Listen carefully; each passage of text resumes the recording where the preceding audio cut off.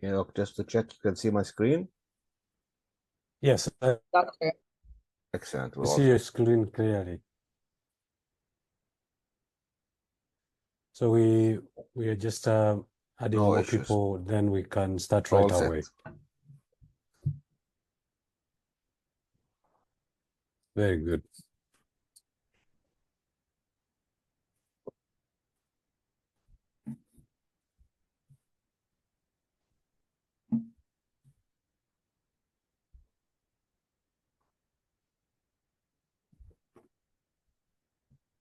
So for our audience, feel free to drop in the chat where you are listening in from.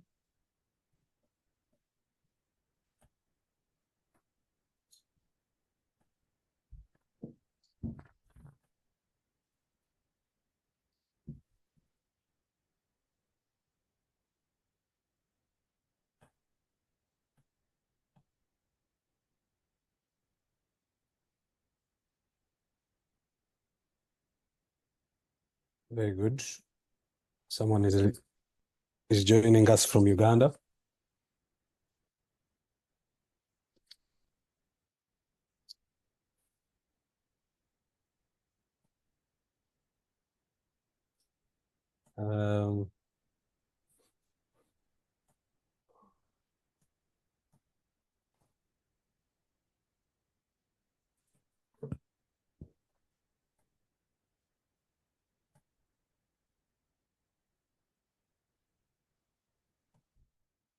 Doctor, to give you a heads up, this is one of the sessions we received. So it is quite interesting to watch the interest that our session gained. Well, I hope we will live up to the challenge, but I'm looking forward to the conversation.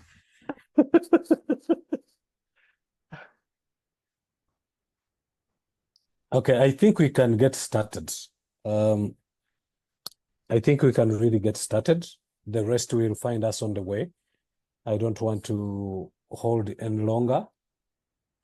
We are going to have an amazing session, so I want to give you as much time as possible so that you can deliver your presentation without any pressure. Thank you, Doctor, for agreeing to do this presentation today. When I got your book and read it in 3 days, all I could think of was, how can I make sure that other people benefit from what I have read in these 3 days, and how can it be applied by other people in their leadership roles. So that is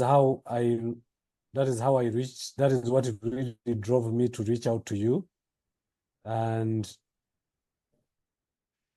to my surprise, you agreed right away to give the talk, which I'm very, very grateful for. So our agenda today, Doctor, you're going to do your presentation in 35 minutes. Then we are going to open it up to questions and answers for 15 minutes. Then we shall do closing remarks, and we call it a day. So for me, I think I can just give a brief introduction about Lead Minds Africa. I founded Lead Minds Africa to really start a community of values-based leaders. Bring people together from different backgrounds, different disciplines and borders, so that we can work together to solve complex problems and contribute to the transformation of our communities. I strongly believe that when we equip leaders, then we transform communities. So this is why we are here. This is something I strongly believe in. bringing people who have walked a journey, who are ahead of us and have established expertise in their field and are at a stage where they can share knowledge that others can benefit from and lead effectively wherever they lead. So without further ado, I would like to welcome you to give your presentation. Yes, Doctor, you are welcome. Thank you very much. Please feel free to start off with your profile, then you can dive into the presentation. Well, thank you very much, Enoch, as well for this invitation. I will not give my profile as in to take away the time talking about myself. Suffice to say that I'm here to talk about leadership in our part of the world. And I say our part of the world, it's the emerging markets, the growth markets, Middle East, Africa. And I'm extremely proud to have written this book about His Highness Sheikh Mohammed bin Rashid Al Maktoum, who led Dubai into the city that you probably all know and have heard of now. And the reason I said immediately yes to your invitation is because you told me what you're doing in Africa and what you're trying to do in terms of develop future leaders. Look, in life, we get invitations to do many things. Some of them, you can feel that they're not going to be very impactful, but you do them anyway. And those ones are where we ask a lot of money because we don't want to waste our time, so we might as well be compensated. Others like this, when you think you're talking to young and ambitious minds, young at heart, not by age, and you can feel that could make an impact, change somebody's mind, somebody's heart, you do them immediately without even thinking about the returns, because this is its own reward. So I'm very excited to be here. I'll tell you why I'm excited about Africa as well, not just because continent-wise you're our neighbors, but I think we share a lot of development characteristics in our part of the world.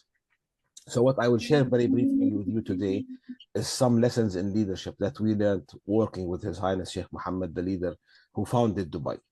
And I hope these messages and lessons will maybe entice you to read the book, but also help you think forward very positively about the future ahead. So my messages today are all about the future. So leadership is about having this future and growth mindset. So as probably I was introduced, I can hear somebody's noise. Maybe you want to mute for everybody else. Maybe as I was introduced, my name is Yasar Jarrar. I'm a director in our firm, the IAG, and we have the Gulf Campus. The Gulf Campus, we focus on really building capacity in governments, because that's where we believe the real change happens. And that's our experience in Dubai and the lessons in leadership. Government has a huge role, and not government at the top, all levels of government, all the public sector. This is where leadership starts in any country. It can never be outsiders. It can never be international development. It can never be the private sector, public leadership. And this is something I feel we're in our part of the world, we're missing, so unfortunately. So I will talk a little bit more about the ethos of civil service. But let me start by saying why I wanted to share with you my book. First of all, very surprisingly, but very happily, the minute the book was published, it became a bestseller on Amazon. And that just told me, because I wasn't sure if people wanted to hear the story. I know Dubai was very famous, but I wasn't sure how many people wanted to read the story. But then, you told me you read it in Africa in 3 days. And I got a message the other day from Colombia. I said, this is amazing. I'm doing some work in Pakistan. So I found there's a lot of 85% of the world, by the way, lives outside North America and Western Europe. So what we call the OECD, the developed countries, the rich countries, they don't represent more than 15% of the world. So I didn't realize that how much the whole world requires different models. So this is not just about leadership per se. This is about leadership in a different context. This is not Jack Welch and an American enterprise. This is not the Alan Sugar from a UK enterprise. This is a leadership in a context we can associate with. So I found a lot of reactions from people. And then the question was, how do you define leadership? Whether you're a leader of a scout group or in your community or in your company, leadership is about results. You can't claim to be a leader. You can't call yourself a leader. This is not a title. This is not something you get appointed in. You lead when you start delivering certain results and you can motivate people to follow you. As much as we wanted to call ourselves leaders working in Dubai, the acknowledgement came from outside. This was Steve Croft over 20 years ago.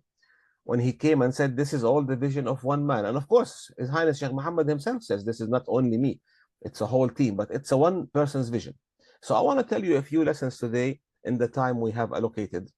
What made the UAE and Dubai grow to the point where last year, this is the cover of The Economist. So The Economist decided to put the UAE on the cover. So if you don't know the details of this picture, this is an Emirati man from the UAE, from Dubai, climbing Burj Khalifa, which is the tallest building in the world, tallest tower in the world. Yes. And that you will find from Sheikh Mohammed's leadership style, something I advise myself and you. You know, we love superlatives. If you're going to do something, it has to be the biggest, the tallest. There is no point waking up in the morning, going to live your life and deciding to be average. Is there? Sorry, I can hear somebody with the working from home again. We all have kids, but that's not me. Somebody else is. So the ambition is to be the best. And that's a valid ambition for every single one of us and every single nation. So The Economist put this picture on also to reflect maybe Mission Impossible 4, which many people might have seen in the region. So what happened in Dubai is summarized in my book, and I took out the lessons that all of us can benefit from. Here are the main lessons. I will walk through some of them with some examples, but I want to reflect on Africa for a little bit. But the first lesson is to lead with courage and vision. Leadership requires a lot of courage, something we all claim to have, but we don't actually practice. Courage means doing something that scares you. It doesn't mean doing something that's obvious or something that's easy or something that you learned in a business school. It's doing something that scares you. You go in and thinking, this might not work. And I'm going to tell you why I think you should all be super optimistic about the future in Africa if you do it right. I'll come to Africa in a few notes. Once you have the courage and a clear vision, it's all about action. I know a lot of us, companies, entities, governments, we like to plan and plan. Individuals, I know most of you have plans to do the things in their life that they really want, but they're not doing them because everybody likes planning. Planning is easy. Planning is an escape mechanism. Action trumps everything. And that's, I think, what we learned from Sheikh Mohammed. You decide on something and you do it. You need to plan a little bit. You can't just jump in, but you can't spend your life planning. You can't spend most of the time planning. You can't plan and redo plans like we see in a lot of our part of the world. And then there's this issue of the lesson number 4 is never believe your work is complete. See, I'll talk about this a little bit more, but you know, in Sheikh Mohammed's life, we have something, I mentioned it in the book, it's called next 0.0. You know, you have 1.0, 2.0, there's always the next version, right? He's always obsessed with the next one. Never believes that you're done. We've done something nice, we're the best in the world. How can we make it? How can we make sure we don't lose it? So I call it next 0.0. So never believe you're done. The minute you believe you're done, the worst thing that can happen to you, Michelangelo said this, not me, is the worst thing that can happen to you is you set goals and achieve them. Because then there's no drive. If your goals are not stretching you, if you're not waking up thinking I have to run further, then you have achieved your goals, and that's horrible for a leader, let alone your followers. And the secret to leadership we learned from Sheikh Mohammed isn't looking after yourself and thinking you are the best. The actual, if you ask me about his secret weapon, it's surrounding himself with great leaders, being able to spot great people around you. In fact, we always say, if you want me to tell you what a kind of a leader you are, I don't want to even sit with you and learn how you work. I want to ask you about the 5 people you surround yourself with, the closest 5 people to you. By knowing who the closest 5 people to you are, I can tell who you are and your leadership style. If you surround yourself with great people, ambitious, honest, people who stretch, who have the courage to deliver, then I know what kind of leader you are. If you're surrounding yourself by yes men or yes women, people who hide, use excuses, love to drown in planning, I'll know what kind of a leader you are. So that idea of surrounding yourself with other leaders is phenomenally important from the lessons we learned. And you have to win the hearts and minds. This is what we call, we used to call this in the old days when I used to teach leadership 20 years ago, we used to call this communication. And it was about building, you know, giving the right speech, dealing with media. Today, we have so many tools, social media, we have tools for influence. There's many, many ways whereby you can win hearts and minds. And you can see all of this playing out across all leadership levels, whether it's in the stock market, the American elections. If you're a leader, you're able to win hearts and minds. And finally, I'll conclude with a lesson at the end, which is we shall go to Mars, which is, in the UAE now, in Dubai, everybody in the world uses the term moonshot when they want to describe something amazing. But we kind of got to the moon, right? Human beings went to the moon. There's not much of a moonshot left now. So we decided, what's the next big thing? Let's go to Mars. UAE joined countries like Russia, China, America, and going to Mars. So there's a Mars shot now. And if you went to Mars, the next thing you have to do is go to the next one. So let me tell you about what I think key lessons for you to all to consider. And please start jotting down any questions, any reactions. I was really hoping with this is going to be a discussion. So I'll stop talking in 20 minutes or so. But our world today is very complex. Not in Africa, across the whole world.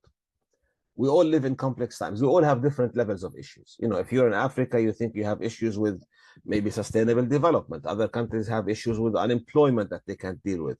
Others have issues with water access. So everybody has some sort of issues. This will never go away. The best thing we can do as leaders, and the lesson we learned from His Highness, is you have to only live with uncertainty and embrace it. Don't wait until things are settled. Don't wait until you have that perfect government or the perfect infrastructure. Don't say we cannot do this until we do that. You have to, I'll use always the expression that I don't think people will associate with. If you're old enough to remember Mike Tyson, Mike Tyson talks about rolling with the punches. Life is like a boxing game. You have to roll with the punches. You can't wait until everything is settled and your opponent is fixed and everything's perfect. You have to roll with the punches, take your chances. And, Mike Tyson always said, all plans immediately changed when you're punched in the face, right? You have a plan, but then life punches you in the face. Something happens, America raises the dollar, interest rate on the dollar, a small war breaks out, COVID happens to our life. These are punches in the face. So the only way we learned how to deal with Dubai is agility. Embrace this unbelievable uncertainty and learn how to live within this. Don't build plans for a certain world. That's not going to happen in our lifetime. I think we've moved on, and technology is always going to go faster. So I look at Africa, and then I'll reflect some of these lessons. Look, this is an exciting continent where all of life started, depending on many theories. And people deal with Africa. The challenge with Africa is people talk about Africa as if they're talking about, when they talk about India, China, they forget that Africa is not one country, right? Like we can't compare it. The size maybe, but it's so complex, but the potential is huge. If I look at every single demographic, and I'm happy to make these slides available later, if people want them, because I'm not going to go through them in detail now. But every single demographic tells me there's potential. There's potential because we have a very youthful population. There's potential because of the resources that are available. There's potential because of the location. The world is struggling with an aging population. Some of the African countries are averaging the median age in places like Uganda is probably 16, if I'm not mistaken, from the last time I read about them. And the world is changing. So if I'm looking at Africa now as Sheikh Mohammed would look at Africa, positively. Not sitting here to describe all the problems. We don't want to describe the water to somebody who's drowning. Looking positively to say we have a youthful population, tons of resources, many countries. The world is interested in Africa. The world is changing as well. Now we have the rise of BRICS. South Africa is a key part. Ethiopia is a key part. So we're now big players in a new organizational structure around the world. Look at this chart. These are the economies that are going to grow over the next few years. All of the ones that are in yellow are in Africa. There's not a single hyper growth economy in Western Europe, North America. It's all Africa and Asia. This is the coming century. So if I was looking at Sheikh Mohammed, this is the first lesson. You would have to have a vision, a very big vision. These are very strong foundations for a vision. And the vision has to be big. If you're hitting these growth rates with that youthful population, with all these resources, nothing can stop you from developing a full potential plan. Here's another chart.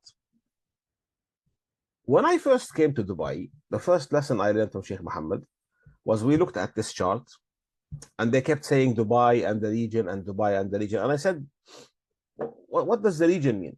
They said, look, if you go to the right of the chart, financial centers, you find Singapore and Beijing. And then you have to fly for about 8 hours time zone for the next financial center on the left, which is Munich, Frankfurt. Look at the zone in the middle. The zone in the middle doesn't have financial centers or powerful ones like London, Munich, Paris, Beijing, Seoul. That is where we live, or that is where Africa lives. You realize that 3/5, so about more than 60% of the world population live in that zone that has no financial centers. So Dubai's idea was simple. Why are we relying on financial centers in Europe or in Far Asia? We need ones in our region. And this is our region. Our region is your 5-hour flying zone from Dubai. This is Africa. This is Southeast Asia. This is a region that has the majority of the world's population and the majority of the world's resources. And it doesn't need only one Dubai. We have Dubai as a financial hub now. It needs 20. Look how many there are in Europe. Why can't we have Lagos and Abuja and Addis and Cairo? And so we need at least 10 to 20 centers. So this is the first view of a vision. This is the first lesson we learned from Sheikh Mohammed, which is having that vision of what can we be in this world. And that's the first place. When a vision is, we always used to say in the strategy world, when we work with companies and governments, strategy is about where to play and how to win. Well, there's a first place to play. There's a missing gap, 3/5 of the world population, young populations, resources. This tells me this is right for development. And that's how the Dubai model developed. Dubai decided we don't want to compete with London or Singapore. We want to serve our region. The region has so many needs, whether it's education, whether it's healthcare, whether it's tourism. Most of our tourists in Dubai, we get more tourists in certain years than New York. Most of them come from Africa, from India. We're not trying to steal the same tourists who go to New York. Our region has 3 billion people. That's enough for everybody to prosper without even competing outside. I'm talking about hubs, development models, production, manufacturing of cars. Now, let me tell you why the vision should be doubled down on, because the world now allows us to do new things with technology, sustainable development. The future is green and digital, and that equalizes the playing field. So I gave you a playback on Africa from the school of Mohammed bin Rashid, how he would look at Africa instead of saying, oh, we have issues, infrastructure, unemployment, corruption. Look at it. What are you talking about? You have the youngest population in the world, all these resources. There's not a single financial center here. 2 billion people. You're going to be the largest population in the world after a few years.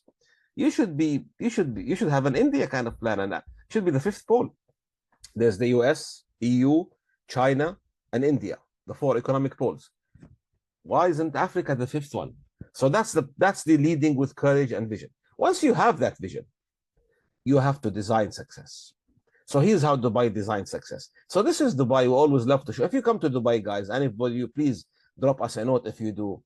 We always like to show you the before and after pictures. This is Dubai Airport in 1965. True story. Dubai Airport today is the busiest airport in the world for international travelers in the world. When I moved to Dubai in the year 2000, they told me that we're going to be bigger than Heathrow. And I thought, you know what? Because I lived in London. 10 years I lived in London. I came to Dubai from London. And I said, it's nice to have an ambition, but come on, guys, that's Heathrow. What are you talking about? In the year 2012, Dubai beat Heathrow and never looked back.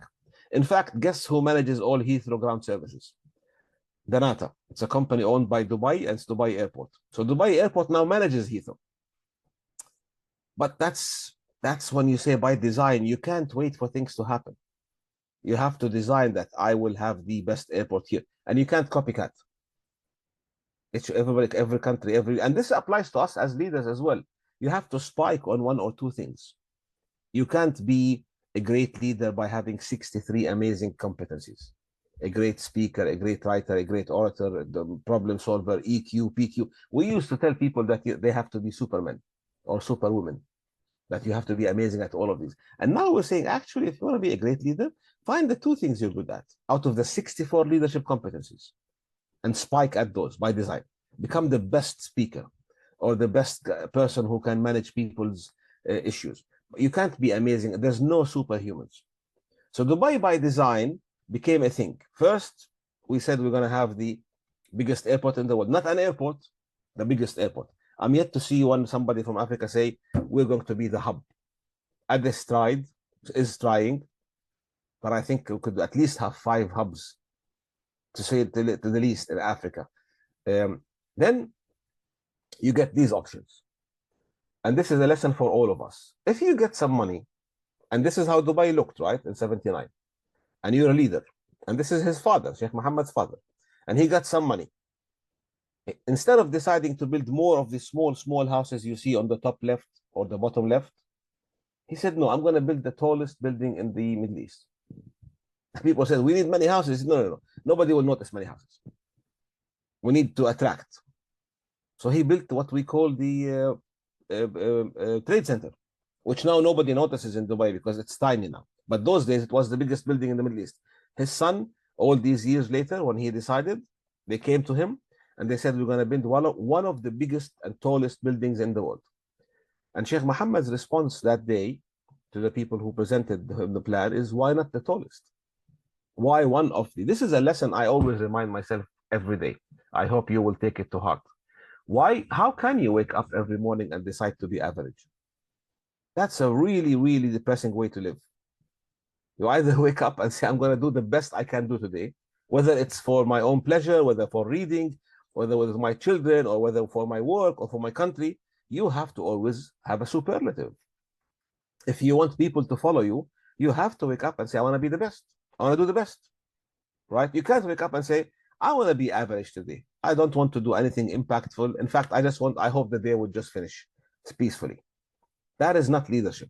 So the idea of superlatives in leadership is about motivation. It motivates people. People see this vision and it's contagious. They feel it. They literally feel it. So positive vision is contagious. And it works.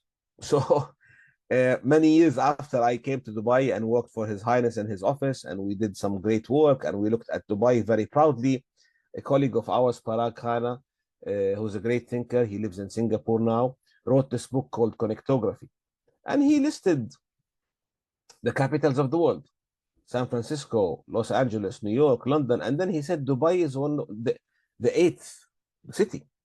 That to me is the results. And again, I remind you that we have San Francisco, LA, New York, London, Shanghai, Hong Kong, Singapore, all to the far left or to the far right from our map. I look at our map, Africa, Middle East, maybe even Central Asia, and I think, why don't we have 20 cities that are shining like that? Why does it have to end at London and start at Singapore? And now we have Dubai in the middle. That's the vision. Once you have the vision, you have to start acting and moving fast. So I'll give you 2 lessons. One lesson, always remember this. By the way, his vision, Sheikh Mohammed, and as a leader, your vision should be contagious. The minute everybody around you starts repeating the same thing. So Sheikh Ahmed runs the Emirates Airlines. Sheikh Mohammed always says, I love number 1. Right? Don't talk to me about number 2. I developed my own acronym saying number 2. I was watching the Olympics. You've seen the Olympics, guys, in the last few days, right? And I call the this is harsh, so brace yourself. I call the people who hold the silver medal the first of the losers. He's just the best loser, right? Because it's only one number that counts. If you're either number 1 or you're not. You have to strive for that. If you can't do it, you can't do it. But always strive for that. You can't say, I'm in for it to be number 3. Sheikh Ahmed Emir says nobody remembers number 2. And I bet you, if I ask you, give me the name of one silver medalist in the last Olympics. It was just finished. Nothing. There's a reason why we play the national anthem of number 1 in the Olympics. So this is a very strong message. This is not about depression if you don't hit number 1. This is about always aiming for number 1. Look, in Dubai, we're not number 1 in everything. But everybody goes to work every day knowing that they are aiming for number 1. They're not allowed to be in the top 10, top 20. We want to be in the top 50. They're always aiming for number one. That creates phenomenal drive. The other thing is about shaping your own future. Look, a lot of the advice we get is what I call black and white advice. No, I'm a consultant, but let me blame some consultants in some cases. We get black and white advice, as in, yes, it works, no, it doesn't, this doesn't fit. One of the success stories in Dubai is the Dubai Internet City, which is today home to 1,600 businesses. It's got Microsoft, you know, well, not Twitter, X now, it's called X, LinkedIn, you name it. In fact, a few local unicorns came out of there. And now there's another one called Dubai Media City, which has all the BBCs and the CNNs. When Sheikh Mohammed decided to do this, people laughed, because the conventional wisdom, which you shouldn't always follow, said that you're a desert state, you have no infrastructure, you have no business attracting technology companies, let alone media companies. In fact, one of the most famous consulting firms in the world produced a report saying, don't do it. But his idea was going back to courage and vision. You need a bit of courage and a clear vision. We need to create a hub in this part of the world. We cannot leave this part of the world as the recipient. We need to start producing. So there was a little bit of shaping your own future. And that's where you take a risk. That's where you take the whole venture approach. All of this comes with risks. But the lesson we learned, if you have a plan for yourself or your company or your country, and that plan doesn't scare you even a little bit, then it's a bad plan. Because what does it mean if it doesn't scare you? You're not taking enough risk. It's pure vanilla. It's not unique. You have no unique value proposition. You will not look different. So if your plans don't scare you a little, then you're not ambitious enough. And if you're not ambitious enough, you can't stand out enough. If you can't stand out enough, nobody will follow you. If nobody will follow you, you cannot produce an impact. So it really is about shaping your own future. It's a lot of risk taking. It's calculated risk. And this risk is minimized if you surround yourself by great leaders who give you the right advice, support you when you fall. So this is not just about gung-ho, go for it and live your dreams. This is about take very calculated risks, but don't be pure vanilla. Don't try to just simply do what is right or what you're being told fits. And, you know, action. I think the number one term, it's in Arabic. We call it in Arabic, tam. Tam means done. That's the number one term I heard when I was in the office of His Highness from everybody. Done. Consider it done. There's a keenness for action. And I tell you what drives that action. It's not because people are all amazing and they all want to work. What drives that action is there's an infrastructure, as in people know how to do their work, but also personal accountability. Now, I have never seen a single government leader do this. So let me indulge and tell you the story before I stop talking after 5 minutes. So we did a lot of work. I was in the office, and at certain points we'd report to His Highness how the municipality is doing, how the economic department is doing. And we started those days, that was back in 2002, we started producing performance reports, how they're doing, just for him as a leader to see how the government is doing. He looks at the reports and we expect him to give us feedback. We take notes, we send it back, you know, the bureaucratic way. What he does is he says, give me the phone number, the mobile phone number of the person heading this department. Well, like this true story, 3 o'clock in the afternoon, picks up the phone, calls the municipality. Imagine if you're the head of the municipality and you get the call from your prime minister or president or leader. Say, I'm here, how are you doing? And the guy's like, hello, Your Highness, yes. And he goes, I'm looking at your performance report. I'm not impressed. Why are you getting 55 in this? Why isn't the customer satisfaction not happier on that? And he goes, I hold you personally responsible for this. So next time I receive the report from my team, I'm going to call you to chat about it. You have no clue how impactful that personal accountability was on the head of that department and everybody else. Everybody else working around Sheikh Mohammed know they're personally accountable. They can't waffle. They can't blame their tools. They can't say, I don't have a budget. If you agree with him on a goal, he will call you out on that goal personally, not via reports and letters. You will get a phone call from him and said, you promised me on Tuesday to give this. Where is it? That is unbelievably, I think, motivational slash, that's the essence of delivery. And I do the same with my team. Some of them are on the call now and they would know. And everybody else does the same. If it's personal, it gets done. If it's not personal, you can always fudge it around institutional issues and excuses. And I use this phone because that's the phone he actually used. That was 2002, remember. The Nokia was very hot those days. So that was a time when you get a phone call from the leader, and then you know that every single day, every single thing you say, he is following up with you. And the show must go on, never be put down by people who are naysayers. If you start succeeding in Africa, as an individual, as an entrepreneur, as a company, as a country, people will start slamming you. And every year, every 3 years, we hear about the end of Dubai, the end of the Dubai model. This wasn't all true. And everybody laughs and we go on. And I remember this very clearly in 2008 when we had the financial crisis, and this was the cover of the Newsweek. And the Newsweek those days was a very reputable magazine, not that it is anymore. And they had, is the party over? And the whole article was, this is the end of Dubai, blah, blah, blah.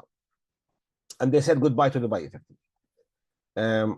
Now, 4 years later, Newsweek failed miserably in their finances, and they closed down the whole newspaper, and they put it all online. And now they're trying to come back. And my friend called me from the States, says, hey, remember in 2008, Afshin Mulavi is a good friend, called me from the States, said, remember when in 2008, Newsweek said bye-bye to Dubai?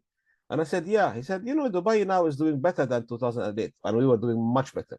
He said, Newsweek just closed down. Should we call Newsweek and say bye-bye, Newsweek? Is the party over? And the lesson here is the show must go on. If you know what you're doing, why you're doing it, and you have the courage and you have the tools and surrounded by the right people, everything else is noise. And today there's so much noise. Everybody will tell you what you're doing wrong, from the World Bank to your neighbors and people you don't know on social media. Everybody will tell you what they think is the right answer. And you can't live like that. Your show must go on. I said about never believe your work is complete, but I want to jump forward to, I mentioned surrounding yourself with great leaders. Now, this doesn't happen organically. You really, really have to look hard for people you want to surround yourself with and then invest in them. We used to invest a lot of time training the future leaders. And future leadership isn't something that Sheikh Mohammed only does. He ensures that every single other leader does that. I remember in 2002, he requested that we develop this program for young leaders to prepare them to take future jobs in government. And he decided he wants to give them the first lecture, and he wants to launch the program himself. So he gathered all the number one people who are leading government departments in a room and said, today I have great news for you. I am going to launch a program, and I want you to help to prepare people to replace you. Because that's how life works. Like, everybody has to have a number two and number three. We can't afford not to have the second line of leaders. And since then, we have a machine in the UAE, and that's what I've dedicated most of my life since then to, teaching and preparing future leaders. We started Dubai School of Government. We have leadership programs. And all of this is underpinned, and I'll stop here, underpinned by his personal positive discourse. This is not to sound overly admirable of Sheikh Mohammed, but he's one of the most positive people in the world. Not positive in the in the Oprah kind of sense, and let's all love each other. Positive in always seeing the positive news, always saying no matter what happens, think the old saying is that one door closes, when a door closes, a window opens. Refuses to see issues. That positive discourse it's contagious. I actually notice it with my own team. If I walk into a room tired or with something on my mind, I bring the whole room down. In fact, in 2008, one of the people who works very closely with him, 2008 was bad for everybody in the world and for Dubai. We had issues, financial problems, companies going bust. And of course, people sitting there. There was a group of people who are CEOs of local companies, all down.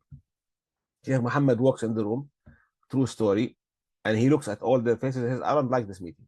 They haven't even started. He said, you're all down. You're thinking about the past.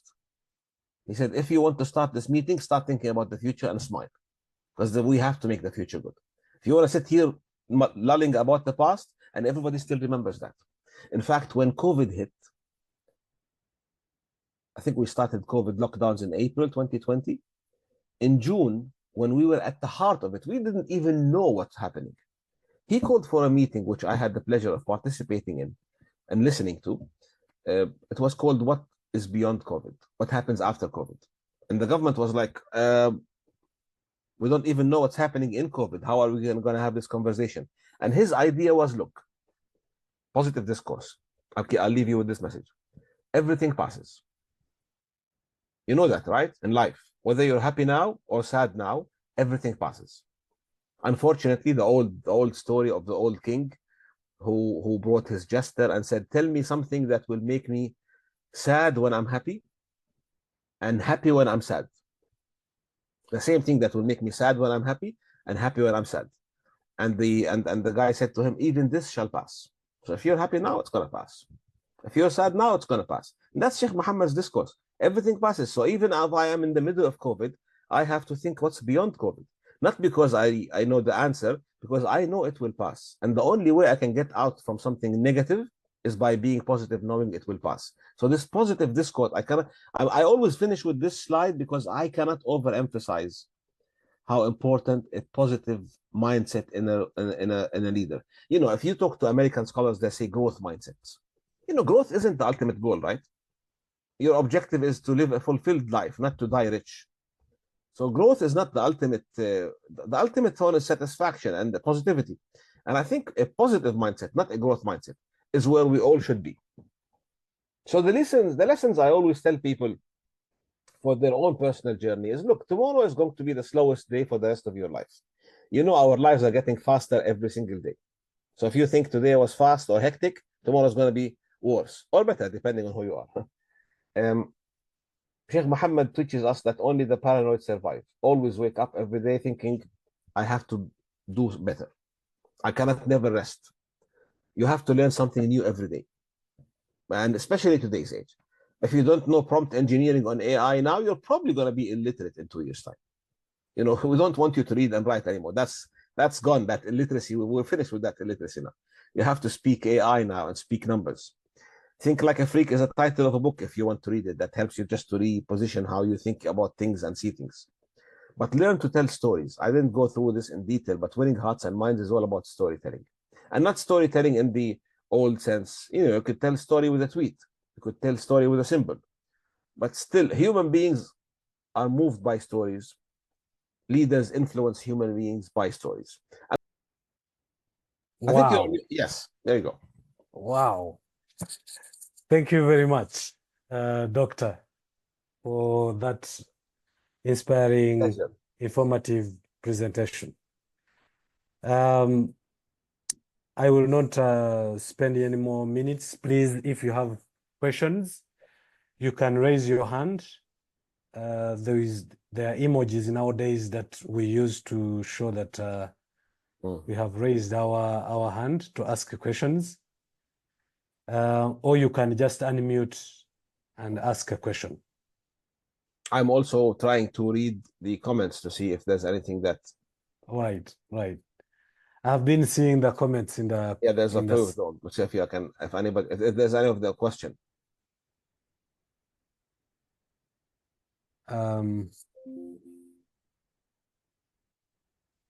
Please, if you want to ask a question, feel free to unmute and ask a question. Okay, I would like to start with a question. Dr. Yasar, Yes. as usual, it's not only educating, but also entertaining to listen to you. Shukran jazilan. Thank you, my friend. And although I do have more access to you, but I still don't want to miss out on any public event that you may have. That's how valuable you can make yourself. So always nice to listen to you. طيب. Now, you know, it's always easy to look at a success story and say, yeah, sure, you know, they did it, but can I do it, right? And of course, people think at their own level. So His Highness Sheikh Mohammed Rashid was thinking on a state level, on a country level. I'm thinking on my company level. And I posted this question, but maybe it wasn't very well understood. And my question was, how can I weigh in between risks and being practical? So the question is, when Sheikh Mohammed says, don't ever wake up to be average. Yeah. Well, if I, in my company, or even in your company, Dr. Yasar, if you want to be different and you want to always aim high, that's great, but you've got to get something going to be able to make your payroll work, to be able to make your expenses run. So how do you weigh in between that and just focusing on the very top? So That's my question. So this is a fantastic question, Amr, and Amr is based in Oman for everybody. He's an old friend, and I'll tell you what we should not do, all of us. Um, Intel Corporation, you all know Intel Corporation, Intel Insight, is broke now, and they're looking at government help. And if you read the analysis of Intel Corporation, they were doing exactly that, literally focusing on surviving day to day and paying the payroll. And the whole world was changing around them. They didn't take any risks, and they're now reached a point where they are the least. You have Nvidia, you have the Chinese companies, you have an Intel with all its power now is saying, "Help us because we are a national treasure." And it was a very strange conversation. And the same thing. Look, the trick to all of this is, first of all, to have a very keen radar to see how can I be different where. And different is always, I will always use this design thinking. What does the world need around us? Sheikh Mohammed, when he looked around, he didn't want to do a financial center because Oman had a financial center or because he wants to be better than Ethiopia. It wasn't about looking at others, what they're doing and how can I beat them. He said around him, in this area, this is missing. So this is the white space. And I think each of one of us talking to our clients, our country, we should always be looking at what does people need. And now, for example, in my space, maybe in your space, I know that my people want to learn more about AI. This is a huge gap. I know the future. There is no future where AI is not going to dominate. So that's a white space. Then what Sheikh Mohammed does is rapid experimentation. By the way, in my book, I have wrote fantastic case studies that are frustrating on how great they are. But I didn't write about maybe triple the number of projects that failed, because nobody remembers that. But Sheikh Mohammed tried a lot of things and failed. But the trick is, there's a great book I would urge you all to read. It's called Quit. You know the old American acronym, never quit, winners never quit. Actually, quitters are the best winners in the world, because you have to learn when to quit. If you try something, you cannot keep banging your head against the door. If you've done something the same time, at the same way, with the same tools 10 times and it didn't produce amazing results, you should quit. So Sheikh Mohammed has this ability. I'll give you what his rule is. The one we used in consulting as well. The 8-4-2 rule. 8-4-2 rule is you have to have always 8 things going, 8 good projects that are producing. So you have to have a good airport, you have to have a good client, you have to do, I call them not the boring things, the everyday things. They have to be running. And you have to always have 4 new ideas that are being trialed out. And you have to always have 2 ideas that are really out there, thinking, okay, in the next 2 years, this is. And if you find you're spending most of your time on the 8 that are paying the salaries and doing the pure vanilla, you don't have 4 new ones, you'll be an Intel. It's a matter of time before you're out. And if you're only working on the 8 and have 4 great ones that are working, but not thinking about the new ones, you'll always also end up like that. Now, the trick is, how do you structure yourself like that? And in Sheikh Mohammed's book, you structure yourself like that by having different people around you. Look, the people who know how to run the 8 functioning things in your business are not the same people who come up with the crazy idea. Never. You can never take a great CFO, chief financial officer, who's keeping the ship going, in fact, that's what Intel did. Intel was run by a CFO. They will never come up with the great new ideas. Why did Elon Musk come from out of the industry and come up with the digital technical car, electric car? Well, you had behemoths like General Motors and Ford. So I think this 8-4-2 is the right thing, and quit. Learn when to quit. Try something quickly and have the courage and the humility to say that this did not work. And you know, all of you, that we find it hard to cancel things. Government find it unbelievably hard to cancel things. We invest some time in something. We refuse to say I failed. But look, for every success, you have to have 3 failures. If you haven't failed in your life, you're not doing something unique. Oh, wow. Right? I think Kamba is. I see a hand up. I'll let you run it, because I'm not sure I can see everybody. Oh, thank yes. you so much. That is someone is asking a question. There are some questions that we have in the comment section here. So, Doctor, we can start with the question from Esther. She says, thank you, Doctor, for the transformational message. What has been your motivation throughout this entire journey? As a younger person, I strive every day to be number one, but along the way, a lot of things pull me down. Please share what has been your engine and light that kept pushing you despite of the challenges. Well, Esther, I'm going to sound a bit philosophical in here, but also go back to the experience in the way, look, not everything works. And sometimes I used to go back. I mean, a lot of things don't work. You have no clue the battle wounds that Dubai and people in Dubai and leaders and myself and others who work in the space and people who work in other places, anybody who think is even mildly successful, you only see the success. That's why I blame case studies and business schools and consultants sometimes, because we always write the perfect story at the end, right? It's like, oh, Alexander the Great conquered the world. Yeah, but you know how much beating he took until he got there, how many times he almost got close to dying. So I think what should keep you going is if you have something you want to do, a destination, something that keeps you. I work in management consulting, but trust me, that's not what gets me out of bed every day. I don't get out of bed every day for bed thinking I want to charge more money to more clients and make more money. That's depressing. I genuinely believe we can have a better region with a better quality of life for our children.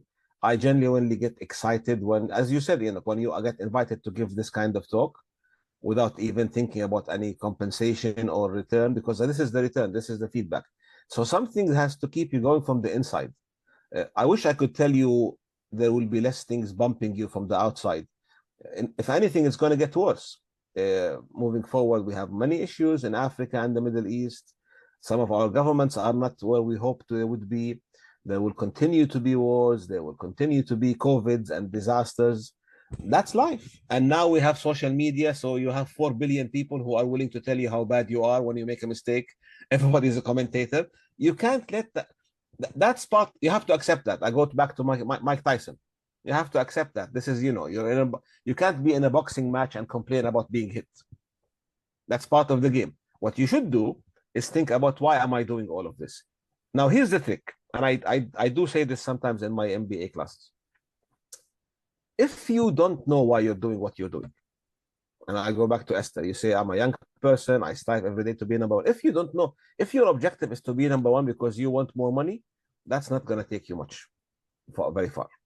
In fact, most of the people, when they achieve more money, they get depressed because they don't realize that's not what life is all about. If you don't know why you're doing what you're doing, start with why. Have you seen that Simon Sinek book? If you don't know why you're doing what you're doing is not going to make you satisfied. Even success will not help you succeed.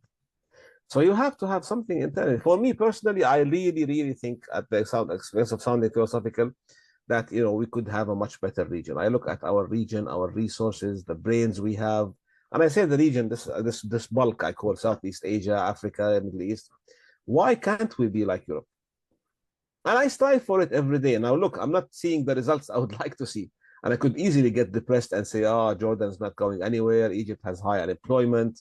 Nigeria keeps on and off, starting and going back. I give up and immigrate. And even people do that. But so the drive has to come from inside you. But there is no future scenario where it's not going to be tough and hard and people criticize you and you have many failures.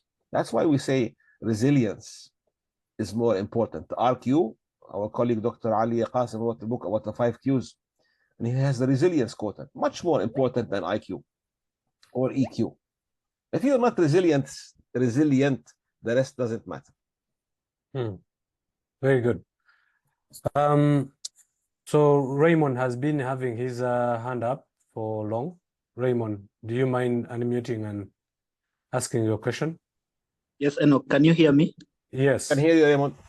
Oh, good afternoon, wherever you are. My name is Kamba. Doctor, I want to thank you so much. One, I raised this quote from your submission that too much of inaction and too much of action in something that does not release results into something that does not give you the end results that you desire. My question is, Africa is having a lot of, they have a lot of greatness, like we have discovered oil and what, but what is happening today is the mindset and the leadership we have. We are still stuck with the old notes of colonial masters. How do we break this yoke to move forward as African people?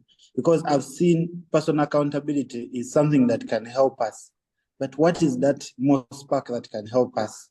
As we young people who are aspiring to be leaders, what should we really look at from your message? Thank you so much. Well, we have a few minutes left in our call. This is a very, very, very big question, Kamba, and I think about that every day for Africa and for the Middle East. Look, we all have colonial past,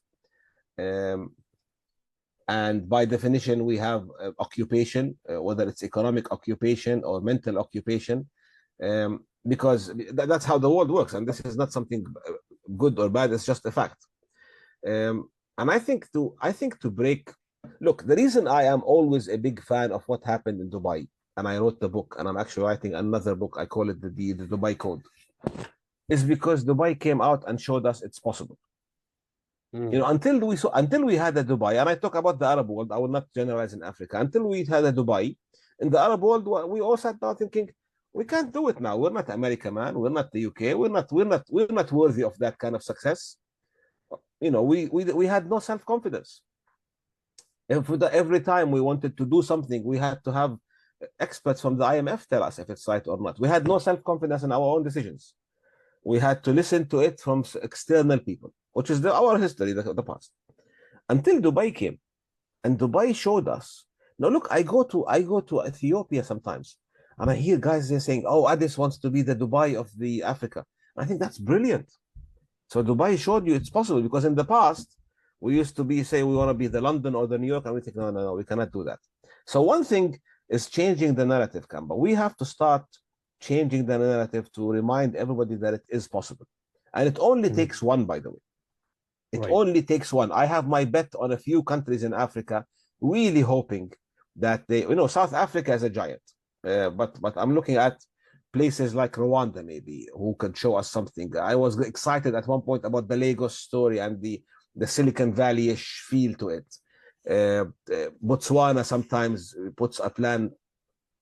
So I feel it's bubbling, the bits and bobs, and you need one only. You need one to break that. And I can see slowly but surely, and this is maybe something for the second generation, it's about self-confidence. There's no lack of brains in Africa or the Middle East. There's no genetically something that genetics says somebody else is more advanced than us in China or the States. So it's not about brains. Resources, Africa is overflowing with resources. In fact, the people who colonialized us come to us for the resources. So it's not about resources. Youthful population, Italy, Japan, the whole West is aging. And you see now you can actually get a passport everywhere just by going to work, because so the ingredients are all there. All you need is, I think, look, I'm on the side, all you need is people like Lead Minds, Africa, to spread the message. This optimism, this positivity is contagious. It's not mechanical. It's not the World Bank. It's not a report. So I hope it will start spreading. I know we ran out of time, and I'm happy to share the slides. And thank you for all my colleagues as well, who I've spotted a few names. Very happy to see Sean here as well. I don't know if you're still here, but a wave. But I hope this was useful. Absolutely. Very useful, very inspiring. I think we are really running out of time and we can't take all the questions. I think we can continue to engage each other through email. If you have, please send your questions, and I'm happy to forward them to Doctor. And Doctor, I'm sure you will respond to the questions that have not been answered here. If it is possible, we could open up our. Please turn on your camera and we take a group photo and we can call it a day. Thank you very much, everyone. And I hope you have picked some key lessons that you are going to apply directly wherever you lead. Please turn on your camera and we take a group photo. Amazing. I have to upload you on this is the first time I get a group photo online, but that's a great. I'm going to start using this on all my calls now. And genuine note to everybody who's with us today. I'm really keen on seeing more great things happen in Africa and building more bridges between our part of the world and Africa as well. Yes. So reach out if you have projects, if you have work, if you want to think about stuff, write a paper. Do reach out. We're not going anywhere. This is our part of the world. We have to make it better. Yalla, everybody ready for the photo? So some people are still struggling with turning on their cameras, I think. They're not dressed for the occasion. Some people might be in their pajamas. Please let them off the hook. Don't be horrible to them. Okay. This is a great one. We can do this one. We can do with this one. So smile a bit. It is hard to smile on the virtually, but we can smile. Okay, very good. Let me take the second slide. Second slide, please. Okay. Okay. Let me see if I have got everyone well.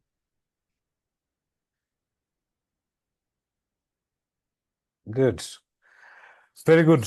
So, Doctor, thank you very much for your time. We have had people from Uganda, Kenya, Rwanda, South Africa, USA, of course, Dubai, and the UAE region. Thank you for joining us today. I look forward to having you again for the next session. We have also people from the United Kingdom. I have my brother here, Klaus, from the US. I mean the United Kingdom. So your call has been global. Our session has been global. So thank you very much. Thank you again for arranging this. Absolutely. Looking forward to further engagements. Thank you. And maybe having you in person in Uganda and Rwanda. It would be a pleasure. Okay. Bye-bye, everyone. Bye-bye. Salam.